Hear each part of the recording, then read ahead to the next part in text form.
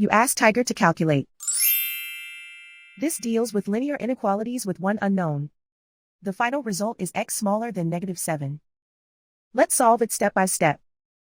Group all constants on the right side of the inequality. Subtract 11 from both sides.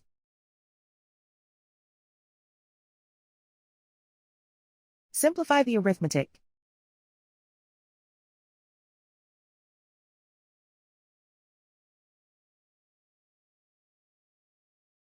Isolate the x. Divide both sides by 6.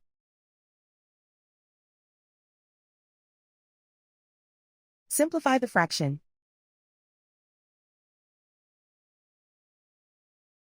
Find the greatest common factor of the numerator and denominator.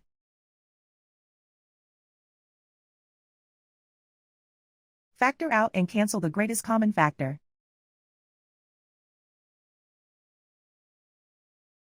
Plot the solution on a coordinate grid. And so the final result is x smaller than -7.